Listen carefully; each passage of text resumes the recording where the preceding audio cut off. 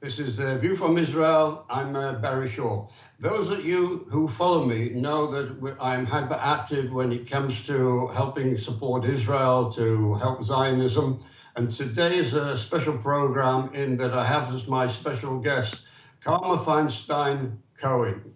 Karma, welcome to the show. Thank you so much. Good morning. For our viewers, Karma founded World Herut in 1999.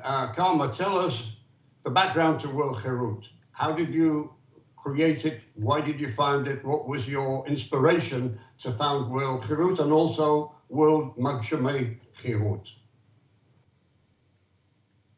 Thank you so much, Barry. I felt there was a growing need for a different brand of Zionism.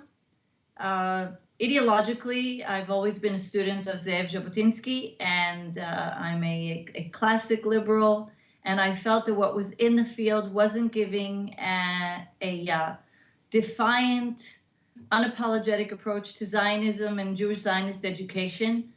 And I felt that even worse than that, there was a lot of apology, a lot of fear, and that young adults and adults both together were moving further and further away from proud Jewish Zionism, which I think is an absolute must for us as a nation and as a people.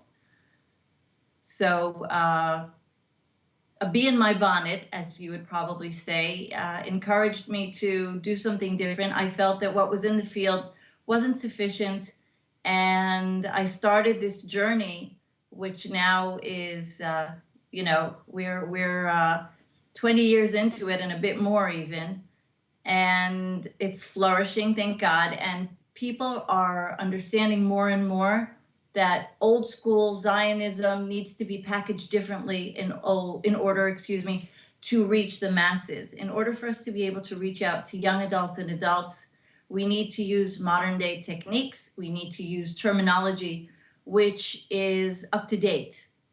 And even though if you look at it and you see the entire Zionist ideology is completely current and valid, it's been packaged in such a way where people don't know what we're trying to say. The messages are not clear. And I've learned from my experience that clear messages resonate well. And I'm notorious for working within a time or I would say a framework of common sense. On most of my social media pages, it says that I'm ill with a disease of common sense.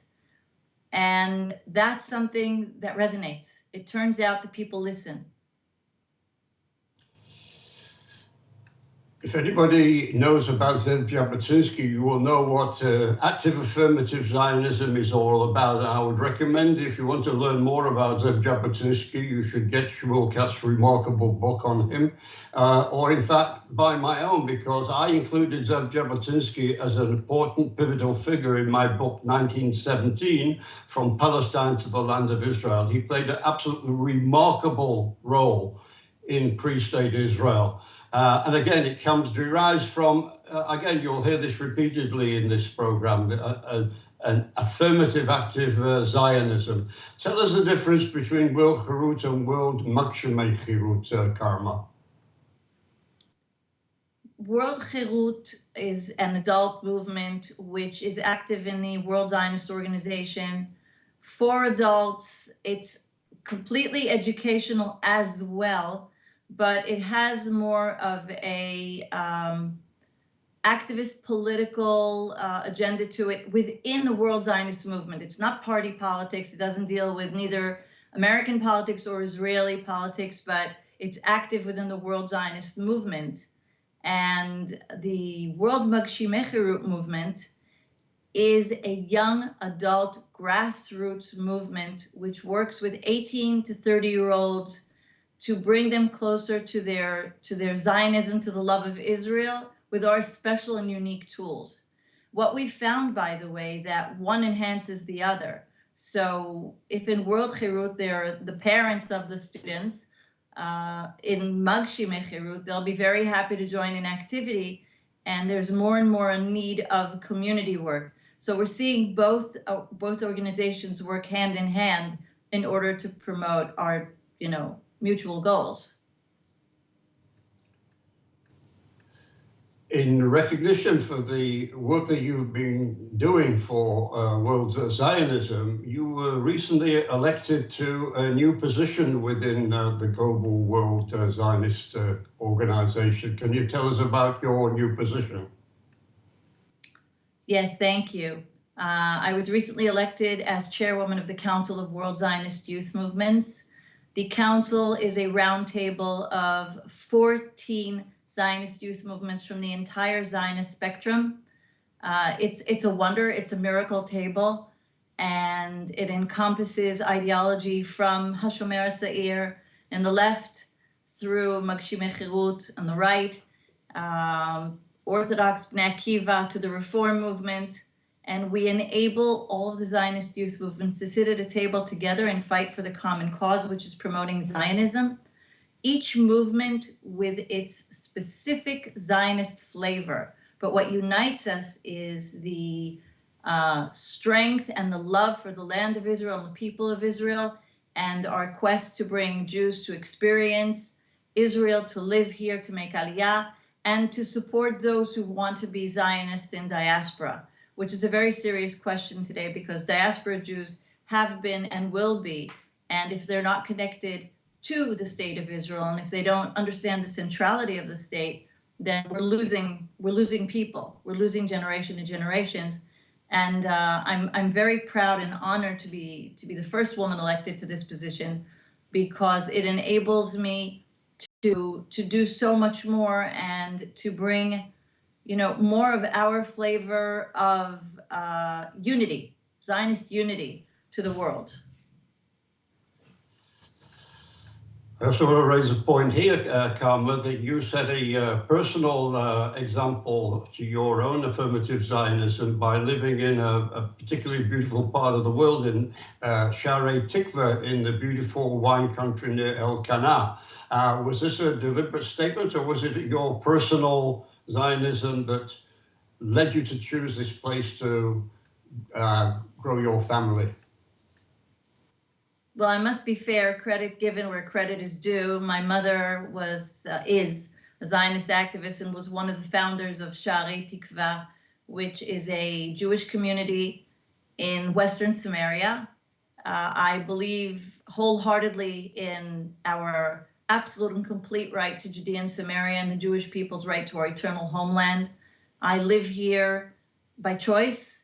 I believe it's important to be a member of a community, and I'm very careful, if you can see with my terminology, I don't, like terminology which labels us in a negative way, because we are peace-loving Jewish people that are just asserting our rights as a nation.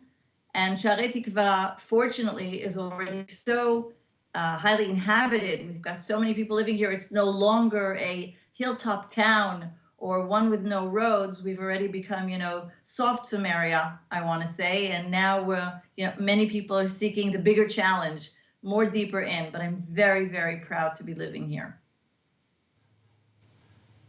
I want to share with you a little personal anecdote before we came on air here. I went and looked in my Oxford English Hebrew dictionary for the word Chirut. And I know Chirut as being freedom, so when I looked in the book in the English translation, freedom, it did say Chirut. But when I looked in the Hebrew, the word Chirut, it actually says to engrave, as in to make an impression. So the Chirut is, wow. is I want to call it a double-edged sword, but it depends what you look at it. I don't know if you've considered Chirut as having these two seemingly different, but actually identical and perfect definition of the word Chirut as in world Chirut. Thank you, that's lovely. By the way, I also love the slogan that you have on your homepage of World Magshimei Chirut. The English translation was, we do everything from Z to A, as we say in England, or in America from Z to A. Zionism to Aliyah. I think it's a very cute slogan, but beyond the slogan, I'm sure you had a more serious intention by making this catchy introduction. So as we discussed when we were talking about this interview, this is I'm not a copywriter. I'm certainly not a writer. I was raised from high school onwards in Israel, so I don't write that well in English, certainly not professionally. But every once in a blue moon, an idea comes to my head, and this was one of them. Call it divine intervention, as I do. And it basically is an expression of fundamentals that lead to the higher goal, the fulfillment of the Zionist goal. So without the fundamentals, which are Zionism, you can't reach the higher level of Zionist fulfillment, which is making Aliyah. There are many steps along the way. There are many things that you can do to be a Zionist along the way, but there absolutely has to be a strong foundation in order to make Aliyah, to be part of the Israeli picture. And Zionism is definitely the key to that. And we do everything from there to there. So you can be a Zionist anywhere in the world. And it's very important today, and thank you, Barry, for opening that up. Times are changing, and as I said before, there has been and will be a Jewish diaspora. The question is how we relate to Jewish diaspora, what kind of a relationship, and do we understand the importance of the centrality of Israel in the life of diaspora Jewry? And this is basically what Chirut and Magshim Chirut aspire to do. You said that times are changing, and I can tell you that as I sort of go around the world and in contact with Jewish leaders and Zionists and activists in Europe, in the States, Canada, Australia, other places, they're having a struggle. So explain to me the unique ways that Chirut promotes a proud and apologetic Zionism. It's funny. Somebody may assume that there's some hidden secret here. As I said before, it's really a matter of common sense. The Jewish people's struggle is a struggle that other minorities have experienced in different shapes or form, but ours is just longer and somewhat more severe. Not that I'm comparing, but the issue is that the Jewish people have the right to self-determination, and Zionism, in my humble opinion, is the civil rights movement of the Jewish people. So when young adults are approached with terminology that resonates, again, it's all a matter of packaging and terminology and being truthful, by the way. Back in the day when people would promote Aliyah, when the Jewish Agency, when other Zionist entities would come out to encourage Aliyah, things would be a bit sugar-coated, unfortunately. I don't sugarcoat. Chirut doesn't sugarcoat. We don't sugarcoat. Israel is not perfect, but it's ours. It's like, God forbid, if you have a family member who's ill, do you cast that person aside, God forbid? No, of course not. You take care of them. Israel is our homeland, and it's our responsibility to make it better. So one of the things that's very important with being a proud Jew or a proud Zionist, which is stage B, is to look back at the history of the Jewish people, to connect us to facts, to history. Again, clear messages resonate well. A wishy-washy approach will be accepted in a wishy-washy way. And when you're proud as a Zionist, when you love your homeland, when you understand the glory of the Jewish people, what we have endured, what we have come out as after all that we have been through, is no less than a phenomenon. So these things are the ones that, these are the things that need to be emphasized, in my humble opinion. Jabotinsky was quite clear on the issue of the new Jew and the term hadar, glory, which is basically something that I live by. I would say the proof of that is the fact that my firstborn, my daughter's name is Hadar, and I sincerely believe that that is the key to proud Judaism, to understanding your worth. Every human being is the son of a king, as Jabotinsky said, and we all have rights to freedom, to human rights, to dignity. And Chirut just emphasizes almost the obvious. And people don't normally say the obvious, which is sad.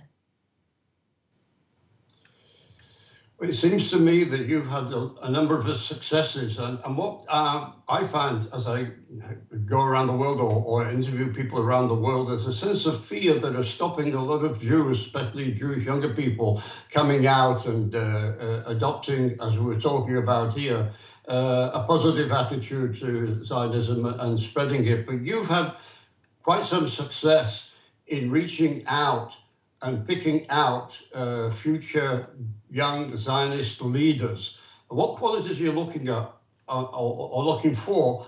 Are you able, in this show, to give us anecdotal evidence of some of the people who have been selected and have made a successful advance in promoting an active and positive Zionism? First and foremost, it's an issue of, being an example or trying everything that you possibly can. Of course, we're human, but to serve as an example.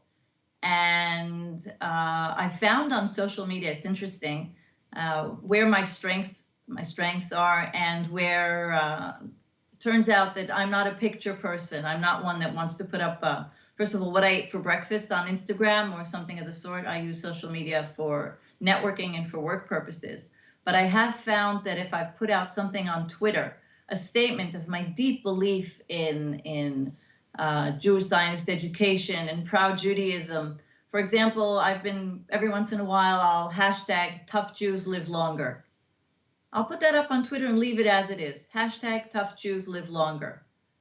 And that is, it's by the way, it's fascinating. Social media in and of itself is fascinating, and I've certainly not mastered it, not claiming, but you will see the reaction of people, and this brings out the people who see it and they say, okay, I like this resonates with me, and many will reach out that way. That's one way to do it. It's all about the people, and we've been getting our messaging out more and more, and we've been more blunt about unapologetic Judaism, about standing up for our rights.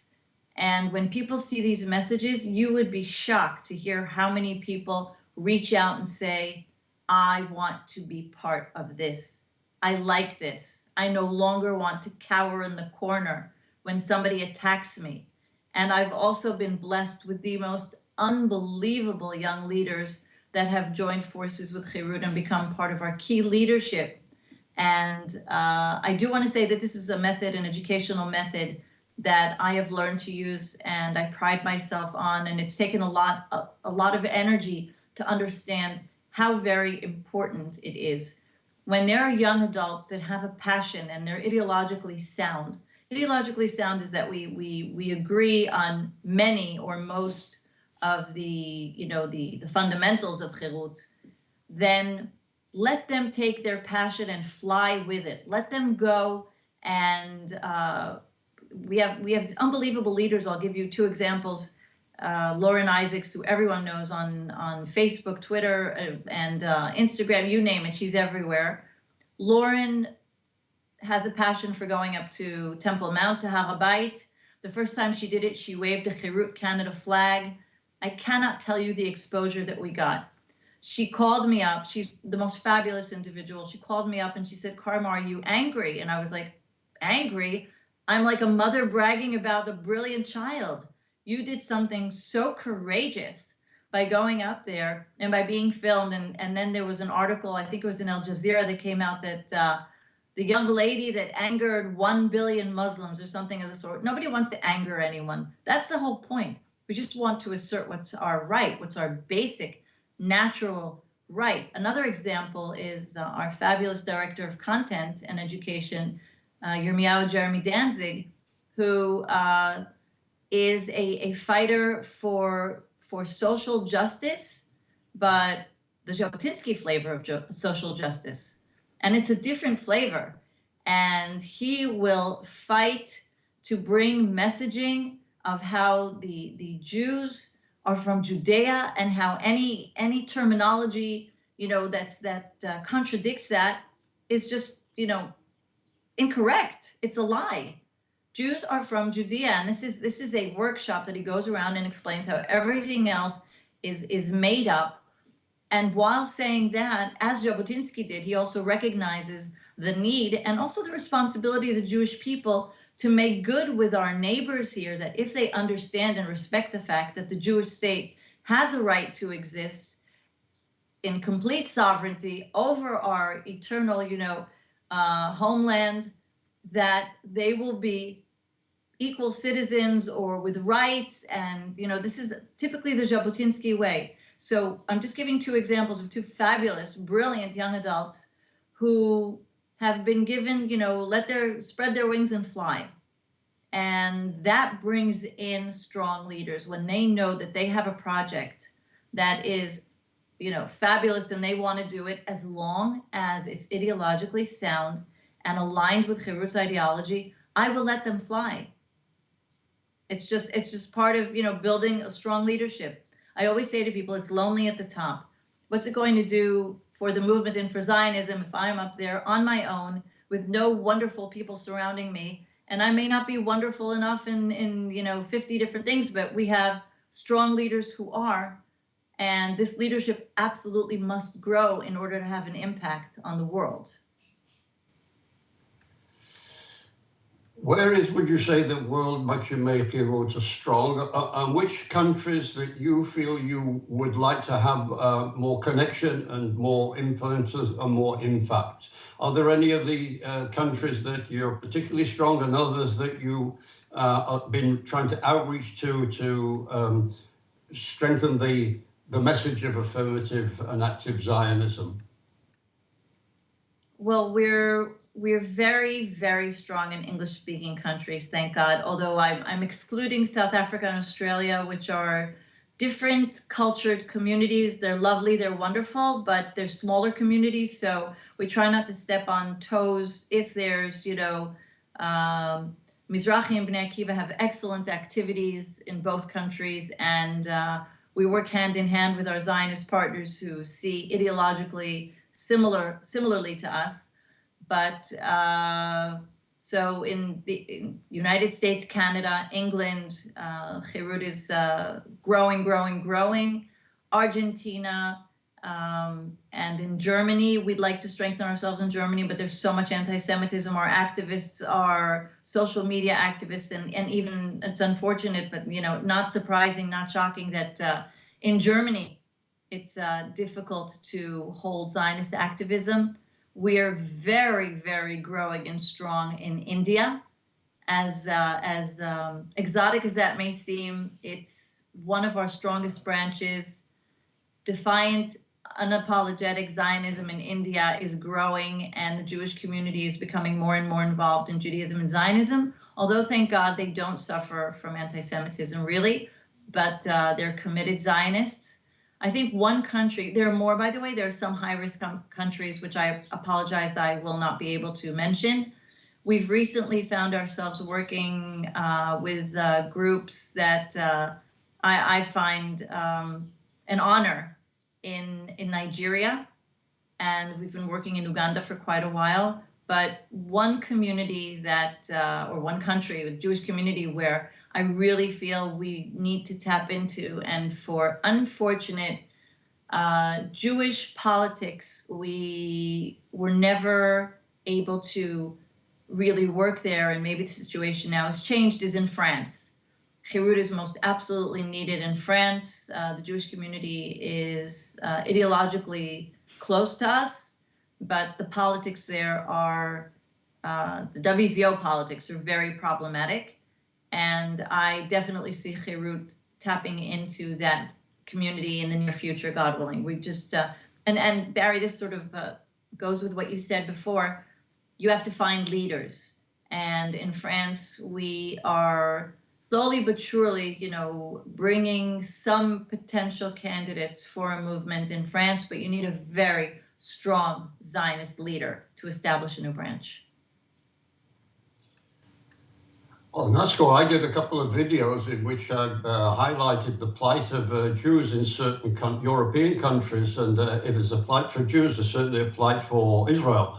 One of those in particular I could mention was Holland, and Holland, I think, is a place that could actually benefit greatly from the influence and the training from World Cherut. I think I've probably got one or two candidates for you to lead the way there. I found in Holland, for instance, that the support for Israel was far more passionate from the Christian community in Holland than it was from the Jewish community in Holland. But that's one aspect of which I think I may be able to help you on that.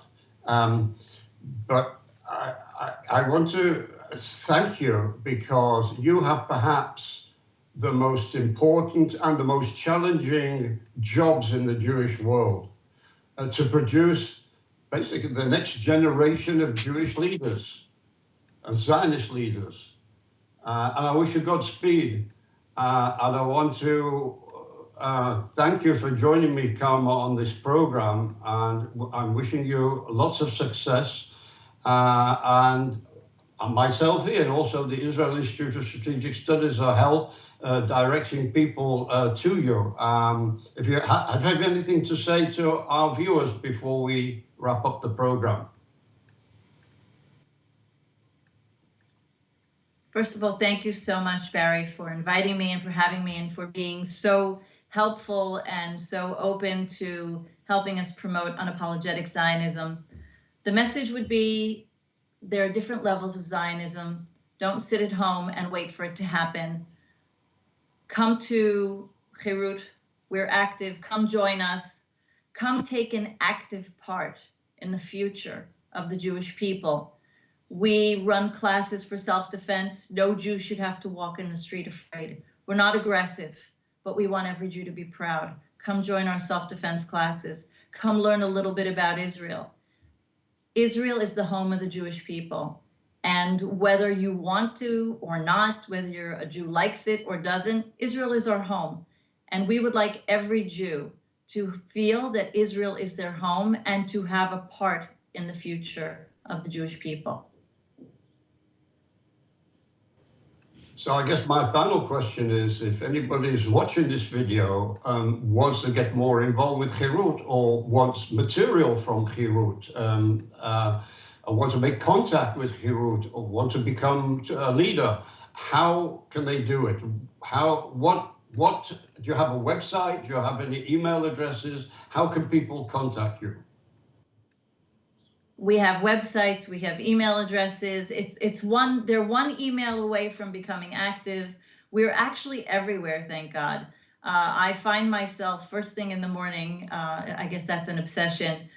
I go on LinkedIn, I go on Facebook, I read all the messages, Twitter and such, emails.